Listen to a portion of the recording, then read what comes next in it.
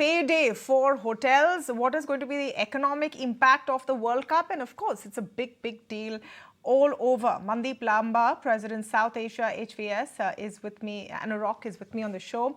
I'm speaking with Chandar K. Balji, Chairman and Managing Director, Royal Orchids Hotel. I'm also speaking with Chandrasekhar Mantha, Partner, Media and Entertainment Sector Leader at Deloitte India. Welcome to all of you and thank you so much for joining us on the show this evening. Mr. Balji, let me begin with you and give us a sense that when we're seeing all these skyrocketing hotel rates, people who are still hoping to book, should they just give up and start ringing friends and family in those cities? Or is there still hope for them? No, we get a little more worried when the rates are going up and all that, because that happens across the world when there is a surge. So if there's 40,000 rupees, I was in Bangkok last week, and the hotel I was staying in, Capella, it was charging 16,000 bahts, which was 40,000 rupees, and there was no event happening in that city. So rates world over of good hotels are in the range of 40, 50,000 rupees a day. And whereas in our case in India, the rates are of what, 15, 20,000 rupees. And for such special occasion, yes, make hay while the sun shines. And because we've also gone through very tough periods in the past and nobody came to our rescue. So whenever there, and then what, this is only matter of if there's IPL happening, it'll be 1 day, 2 day booking. It's not going to be, but I think there's too much of media hype on this, and but everybody does it. Airline does it, so why not hotels? Happening. So this is absolutely correct, Mr. Balji, that rates have gone this high.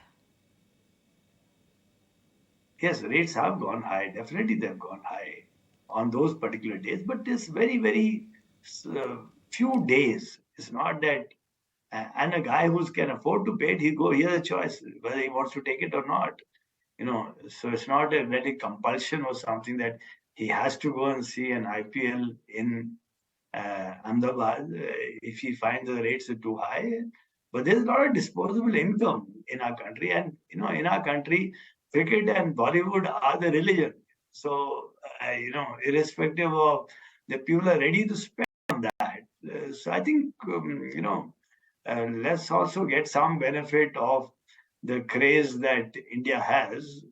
So I think it's something which is pretty good. And people will get used to paying higher rates at certain times. And the airlines sometimes, the other day, my wife was coming back from Delhi, and the rate of Vistara Airlines was 40,000 rupees. And it was really very high. It was a shocker. But then there was no choice. So I think hotels also, I don't know why media hypes up so much that hotels rates have gone up through the roof or so. Once in a while, let's at least also make some money. Hotels are happy they're making hay while the sun shines, but it's not just hotels, right? Let me come to Mandeep Lamba on this. There's a whole ecosystem around it. You're going to have, of course, high fares, which are already high, like Balji is saying, 45,000 ticket from Delhi to Mumbai. Those high fares are already a big talking point. So those go even higher, restaurants. What does a big event like this do for the local economies in the many cities where these matches will be played out? Good evening, everyone. Thanks for having me on the show. Tamanna, it's, economy, as you know, works principally on demand and supply. I think it's just a very simple mathematical equation of demand on certain dates going beyond the supply that is available. Let's just put it into perspective. Ahmedabad, the stadium where the matches are going to be held, has a capacity of around 130,000 people. If just 10% of the people require hotel rooms, assuming that the others are locals, you still need anywhere around 6,000 or 7,000 rooms, even if it's on double sharing, etc. Besides this, there will be the teams, there will be media, there will be all the paraphernalia that comes along. And Ahmedabad has less than 7,000 hotel rooms in the branded segment. So it's just a sheer mathematical equation where rates are bound to go up. Just to answer your earlier question, I don't think people who want to go to Ahmedabad should give up.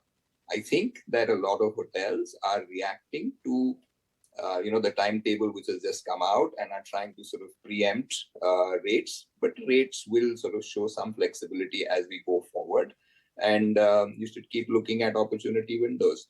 Now, events are the mainstay for, hospitality in many ways. The G20 is going on. It's going to be on till, December of this year. You have sporadic events that are taking place across the country. The ICC World Cup being one, which is obviously going to bolster demand in many cities where it's being held. And I think that is excellent news for India as a whole. I think we're a very vibrant economy. I think everybody knows, the growth that's taking place. We're going to be the third largest economy in the world very shortly. And all the stats are available for everybody, who are listening to your channel on a daily basis. It's time for hospitality to, like Chandar said, I think please don't grudge us, the rates that we are getting currently. I think it's a sector that has, underperformed for a very long time. We sort of tripled our inventory from around the 2006 to 2007 to now. We've grown from about 60-odd thousand rooms to close to about 160, 170,000 rooms today. And it's taken us almost, 10, 12 years to sort of get that inventory, for that inventory to settle down, and many pushes and pulls which came along, including COVID, which devastated the sector. So we've just started to see some very, very good numbers and very, very good growth. And the story of India, which earlier one of the panelists was also alluding to, is something that, the entire world can watch, can see what's happening and where India is heading. So I think it's time for the hospitality sector. I think there's no looking back. This is the turning point, and the sector is only going to perform better and better. We are still one of the cheapest hospitality destinations in the world, given the tariffs that we're commanding, and it's only going to get better from here for the sector. So please allow us our moment in the sun and help us take this to the next level. Something, it's just interesting to hear that, because this is exactly what the airlines say when everyone cribs about very high fares. They say, please allow us our moment in the sun. We suffered during the pandemic. No one came to our rescue, and we deserve this now. But, we're not necessarily talking about whether it's fair or unfair.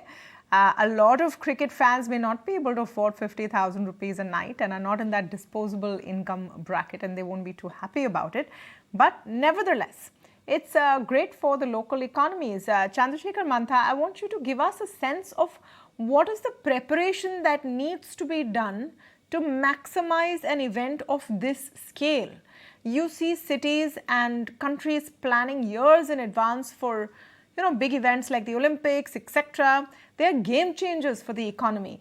Is the World Cup in that same league? Well, I think, firstly, I think we should celebrate that World Cup's happening in India. I think that's very important, and it's great pride that we should take in that fact. I can't agree more with my fellow panelists that, and this is a moment that we need to showcase the might that India has in terms of be it our hospitality, be it our infrastructure, and various other things that we are capable of to host an event like that. And yes, it requires a lot of preparation. It requires the security infrastructure to cope up with that, the logistics, the infra, the hospitality sector to be able to handle those kind of volumes. There is a certain amount of preparatory work that needs to be done, and I'm sure that the entire ecosystem is pretty much working towards gearing up to those expectations. Given that, I think that it has a very wide positive impact across the entire ecosystem. Be it as tourism, be it sports tourism, be it hospitality, be it sports media spends, be it the kind of the kind of spends that will be around direct and indirect tax contributions related to all of these ecosystems. Even for that matter, the e-commerce industry benefits a lot when it comes to IPL or any of these sporting events. So it's an event which will which will result in a lot of direct and indirect benefit. And I think we should all embrace that. We should all be ready to kind of accept, gear ourselves to kind of make it the best ever event. This is going to be an unpopular question, but I'm sure if people want to know and cricket fans also want to know, everyone's assuming what the final sort of match combo would be. And that is why there are huge monies being spent on tickets over there. But you can't really tell, can you, Mr. Balji? So if someone books a hotel room at an exorbitant rate for the final and then their favorite team is in the final, we all know which favorite team that is, do they get a refund? No, they don't get a refund. In fact, at that time, that's the time. If they all get a refund and suppose India, Pakistan is not playing and half the booking get cancelled, where do we go? So there's no question of getting a refund. Just like in airlines also, you have a refundable fare and you have a non-refundable fare.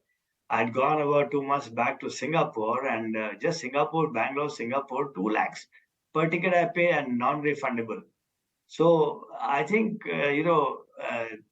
it's unfair to ask for a refund, particularly when the last minute some booking is, cancelled. Then where do we go? We have an empty room. An empty room means a total loss of business. So I think if somebody's, that's a chance you have to take, no? And even if you bet on a team and a team loses, do you get your money bet back? You don't. You lose it. That's all. No refunds. Everyone's, lip smacking a kind of India-Pakistan final. We don't know if it's going to happen. There was some news today that, question mark over whether Pakistan will come, not come. Either way, Mandeep Lamba, what is the kind of preparation, and I asked this question to Mr. Mantha, that a local economy needs to do to make sure you're also welcome to visitors, not just welcome to loosen their pockets? No, obviously, wherever tournaments or any events of this nature are held, there is a fair amount of work that goes on in the background. Ahmedabad is no novice in holding events.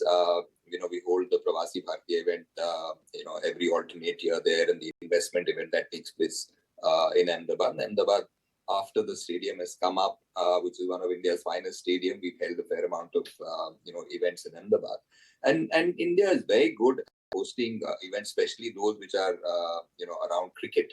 So I have no doubts in my mind that we will do a fabulous job. And obviously, it is important to showcase India as we are doing, with G20. I think we're doing a fabulous job in showcasing India, and that's where the sector will all benefit from the way that we are conducting all the events that are taking place. So while, yes, there's going to be a lot of work that take place in the background, the local administration, the local government, but Ahmedabad is very well versed with holding such events, and I have no doubts that it will be a spectacular event. Let's hope that we have the two teams we ideally would wish to have in the finals, but ultimately it's a game of cricket, and I think the game must win. The best teams must be there in the finals. Everyone's looking to the fun going forward, and if you can't make it to the stadium because you're scared with those big, rates for the holidays and the flight tickets. So I'm just going to butt in for a second. I want you to, tell everybody that rooms are still available at reasonable prices. You have to tell them. I'm not from the hotel industry. You have to tell them. Let's not just take one. I was going to say, look up your address book. Start calling all your old friends. I promise you, if you look on the booking channels, you will find rooms still at reasonably attractive prices. So don't get disheartened. All that is fine. They have to get the tickets as well.